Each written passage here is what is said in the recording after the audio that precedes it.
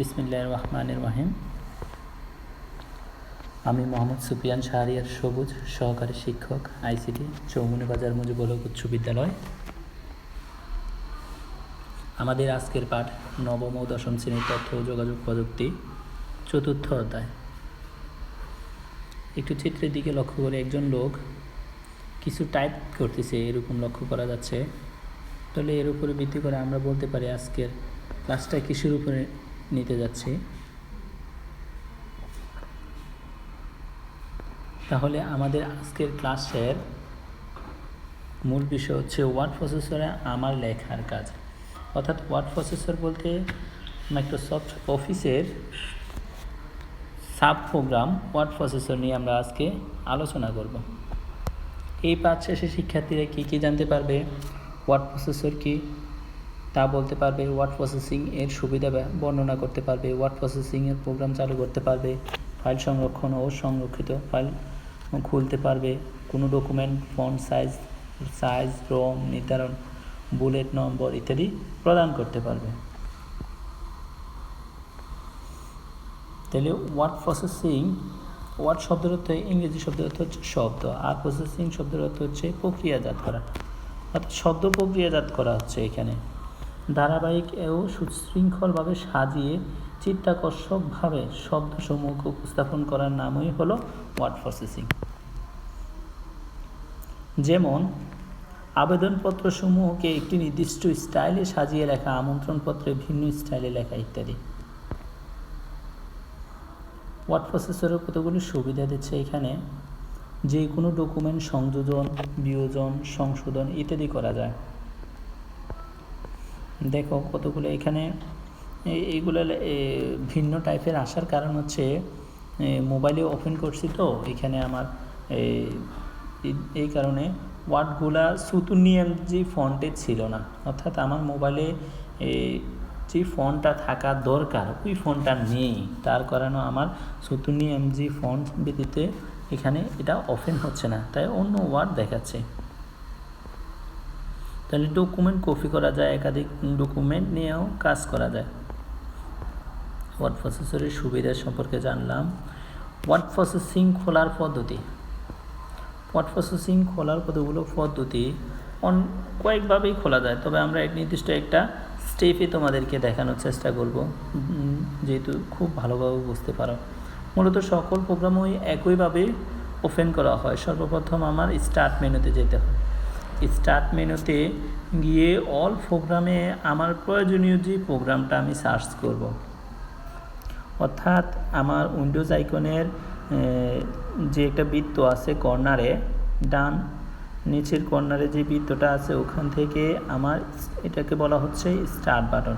Start button click করলে কতগুলো programme দেখাবে। ওইখান থেকে সরাসরি যদি কোনো আমার সামনে এই প্রয়োজনীয় প্রোগ্রামটা চোখে পড়ে তাহলে ওইটাকে ক্লিক করলেই হয়ে যাবে। আর যদি কোনো না হয় তখন আমার সার্চ দিয়ে আমার প্রোগ্রামটা খুঁজে বের করতে হবে, আমি কোন প্রোগ্রাম নিয়ে কাজ করতেছি। তখন আমার কি করতে হবে, অল প্রোগ্রামে ক্লিক করতে হবে। অল প্রোগ্রামে ক্লিক করলে সকল প্রোগ্রাম দেখাবে, অথবা সার্চ প্রোগ্রাম এন্ড ফাইল লেখা আছে অল প্রোগ্রামের নিচে, ওইখানে সার্চ করলেও আমার প্রয়োজনীয় প্রোগ্রামটা দেখাবে। এখন আমার প্রয়োজন হচ্ছে ওয়ার্ড প্রসেসিং। ওয়ার্ড প্রসেসিং বলতে মাইক্রোসফট অফিসের আন্ডারে একটা সাব প্রোগ্রাম। তাহলে ওয়ার্ড প্রসেসিং কোথায়, আমার মাইক্রোসফট অফিস যখন ডাবল ক্লিক করছি মাইক্রোসফট অফিসের আন্ডারে যতগুলো প্রোগ্রাম আছে দেখো অনেকগুলো। মাইক্রোসফট অফিসের আন্ডারে Microsoft Office Access 2007, Microsoft Office Excel, PowerPoint, Word ইত্যাদি দেখাচ্ছে। আমার প্রয়োজন হচ্ছে ওয়ার্ড প্রসেসিং অর্থাৎ মাইক্রোসফট ওয়ার্ড। তখন এমএস অফিস থেকে মাইক্রোসফট ওয়ার্ড সিলেক্ট করে ডাবল ক্লিক করলে আমার এমএস ওয়ার্ড ওপেন হয়ে যাবে। এখন কাজ হচ্ছে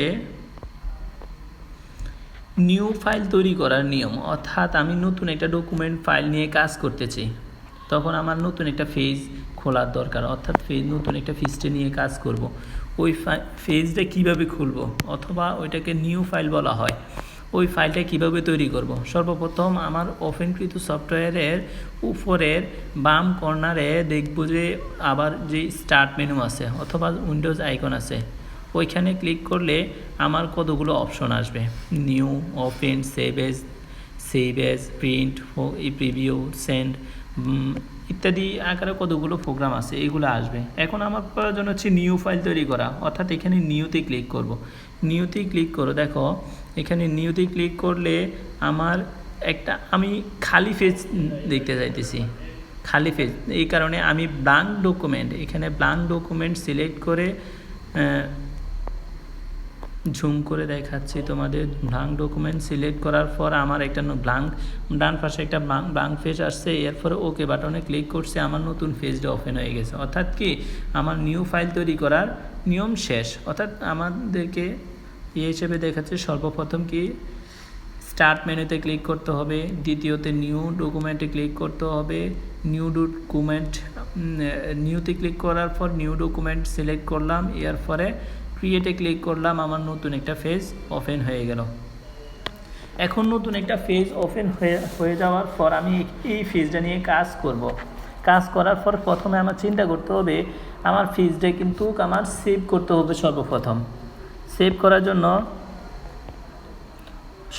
যদি সেভ করতে হবে, সেই কারণে সেভ কেন করতে হবে আমি তোমাদেরকে দুটি কারণ ব্যাখ্যা করে দেই।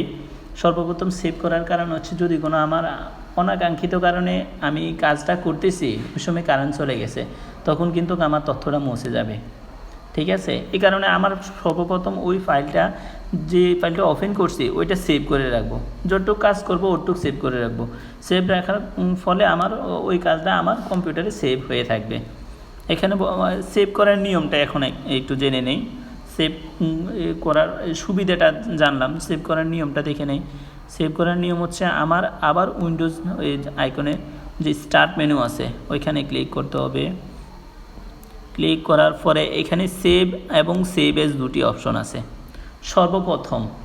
সর্বপ্রথম কোনো নতুন একটা ফাইলকে নিয়ে কাজ করতেছি, তখন আমার ওই ফাইলটাকে সেভ করার দরকার। তখন আমরা সেভ দিয়ে অনলি সেভে মাধ্যমে কাজ করব। অর্থাৎ সেভ দিয়ে আমার ফাইলটা সেভ করে আমার নির্দিষ্ট ফাইল ডকুমেন্টে সেভ করে রাখবো। এখানে দুটি অপশন আছে, আরেকটা হচ্ছে সেভ এজ। সেভ এজটা আমরা একটু পরে আসছি।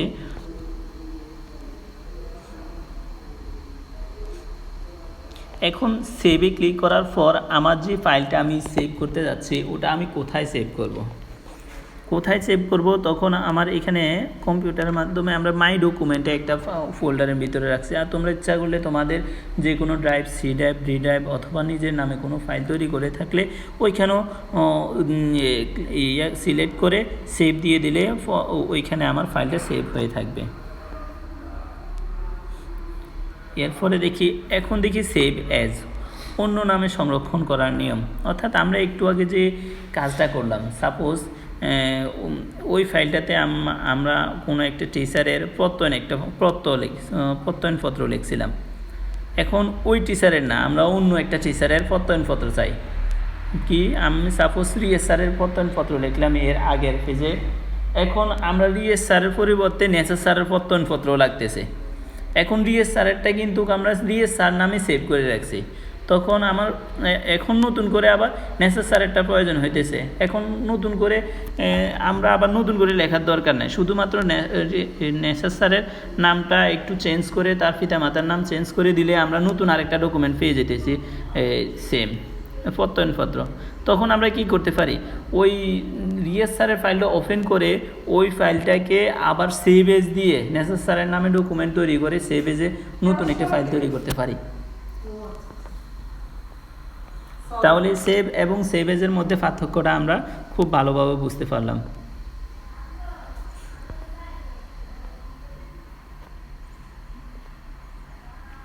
লক্ষ্য করো ফাইল ক্লোজ করার নিয়ম। এখন আমি সর্বপ্রথম কোনো একটা কাজ করছি, সব কিছুর একটা শুরু থাকে একটা শেষ থাকে। শুরু বলতে এখানে নতুন একটা ফাইল ক্রিয়েট করছি, ওইটা শুরু। শেষ বলতে ওই ফাইলটা ক্লোজ করা, অর্থাৎ মধ্যখানে কিছু প্রসেসিং হয়, এগুলো হচ্ছে কাজ। যেমন ফাইল তৈরি করছি, কোনো নামে তৈরি করছি, কোনো কিছু লেখালেখির কাজ করছি, ওইগুলো হচ্ছে প্রসেসিং। এবং ফাইলটা ক্লোজ করার একটা নিয়ম আছে। নিয়ম দেখো, আমরা একটু লক্ষ্য করি। সেভ করবেন কিনা প্রশ্নসমূহ ডায়লগ বক্স আসবে। সেভ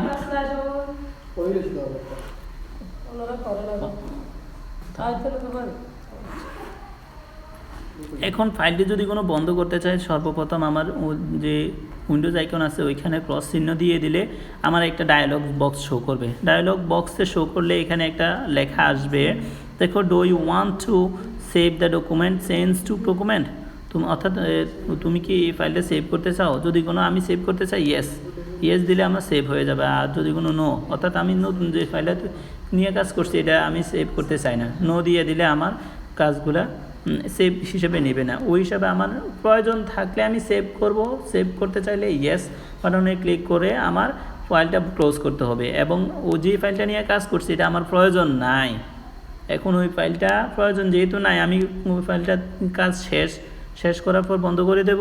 তখন আমার প্রয়োজন নাই বিদায় আমি নো দিয়া আমার ওই ফাইল থেকে বের হয়ে যাব। এখন হচ্ছে ফাইল ওপেন করার নিয়ম। এখন সর্বপ্রথম কোনো ফাইল ওপেন করতে চাইলে, আমি কোনো একটা ফাইল নিয়ে কাজ করছি, কোনো একটা ফাইল তৈরি করছি, ওইটা বন্ধও করে দিয়েছি, আবার নতুন করে ওই ফাইলটা নিয়ে কাজ করতে চাইতেছি, তখন আমরা কি করব? ওই ফাইলটাও এখন ওপেন করার প্রয়োজন হইতেছে। এখন ওই ফাইলটা ওপেন করতে হলে সর্বপ্রথমে আবার ওই মাইক্রোসফট ওয়ার্ডের যে আইকনটা আছে, স্টার্ট মেনু আছে, স্টার্ট মেনুতে ক্লিক করলে আমার নিউ, ওপেন, সেভের 4টি অপশন আসতেছে। এখান থেকে ওপেন অপশানে ক্লিক করব, যেহেতু আমরা ওই ফাইলটা ওপেন করতে চাইতেছি। এখন ওপেন করে আমার ফাইলটা কোথায় সেভ করছি ওইরকম একটা ডায়ালগ বক্স আসবে, অর্থাৎ তোমাকে শো করবে তোমার ডায়ালগ বক্সটা তুমি কোন ফাইলটা ওপেন করতে চাইতেছ। তখন আমি আমার পছন্দ মতো যে ফাইলটা নিয়ে কাজ করতে চাইতেছি ওই ফাইলটা সিলেক্ট করলেই আমার এখানে দেখো প্রয়োজনীয় ফাইল নির্ধারণ করতে হবে, অর্থাৎ সিলেক্ট করছি। সিলেক্ট করার পর ওপেন, এখানে লাল বাটন দিয়ে দেখাই দিচ্ছি ওপেনে ক্লিক করলে আমার প্রয়োজনীয় ফাইলটা ওপেন হয়ে যাবে। এখন আমরা কোন একটা ফাইল ওপেন করছি, বন্ধ করছি, নতুন একটা ফাইল তৈরি করছি। এখন ফাইলগুলো তৈরি করার প্রসেসিংয়ের ক্ষেত্রে কিছু কাজ আছে। প্রসেসিংয়ের ক্ষেত্রে যেমন আমি লেখালেখি কাজ করতেছি, যে প্রত্যয়নপত্র নিয়ে কাজ করছিলাম বলছি, ওই প্রত্যয়নপত্রের কিছু লেখার স্টাইল আছে। এখন আমরা প্রত্যয়নপত্রটা বাংলা লিখছি, সেই জন্য আমার বাংলা কিছু সফটওয়্যার, আলাদা কিছু সফটওয়্যারের প্রয়োজন হয়। এখন ফন্ট স্টাইলটা হচ্ছে কী ধরনের স্টাইল হবে, সাইজটা কেমন হবে, যে ফন্ট বলতে এখানে লেখালেখির ধরনটা কী রঙের হবে, রং নির্ধারণ করে দেব। আমরা এখন এগুলো নিয়ে একটু আলোচনা করি। ওয়ার্ড প্রসেসরে লেখার জন্য বিভিন্ন স্টাইলের অক্ষর, এই অক্ষরগুলো হলো ফন্ট। এখন ওয়ার্ড প্রসেসরে বাংলা লেখালেখির জন্য আমরা দুই তিনটা ফন্ট আছে। এখন এর ভিতরে খুবই জনপ্রিয় ফন্ট হচ্ছে 57 mg। আমরা 57 mg সম্পর্কে সবাই জানছি, এ সম্পর্কে অবগত আছি। অফিসিয়াল টাইপগুলো বেশিরভাগই 57 mg ব্যবহার করে থাকে, অথবা আমরা অফিসিয়াল কাজগুলো করার ক্ষেত্রেও 57 mg ব্যবহার করে থাকি। তাছাড়া নিকুশ বান আছে, এরপর অব্রু কিবোর্ড আছে, এগুলো চাইলেও আমরা ব্যবহার করতে পারি। তাহলে এখানে আমরা নিকুশ বান একটা সফটওয়্যার দেখাচ্ছি লাল অ্যারো বাটনের মাধ্যমে। তাহলে আমরা লেখালেখির মাধ্যমে বাংলা কতগুলো সফটওয়্যার নিয়ে কথা বলা হচ্ছে। এখানে নিকুশ বান এই জনপ্রিয় সফটওয়্যার হিসেবেও বলা যায়। বুলেট নম্বর লাইন, এগুলো বুলেট নম্বর। আচ্ছা, এখন বুলেট নম্বর 9 নিয়ে ব্যবধান নিয়ে একটু আলোচনা করি। সর্বপ্রথম হোম মেনুতে ক্লিক করলে আমার বুলেট নম্বর ও লাইন মেনু আসবে। এখান থেকে দ্বিতীয়তে প্যারাগ্রাফ যে ট্যাবটা আছে ওখানে ক্লিক করলে কতগুলো অপশন আসবে।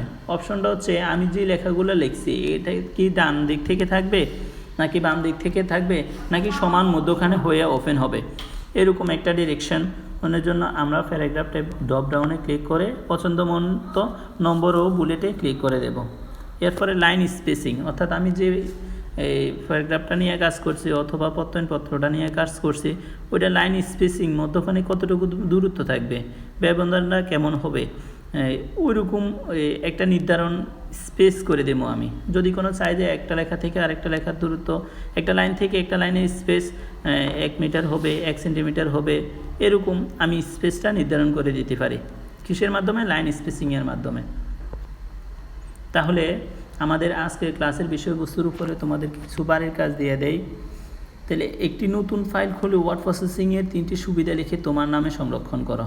যদি কোনো তোমার কম্পিউটার থাকে অবশ্যই চেষ্টা করবে তুমি তোমার নামে একটা দরখাস্ত লিখবে, ছুটি স্যারের কাছে ছুটি চেয়ে 2 দিনের অথবা 3 দিনের একটা নৈমিত্তিক ছুটি চেয়ে তুমি একটা দরখাস্ত লিখবে, একটা প্রত্যয়নপত্র লিখবে।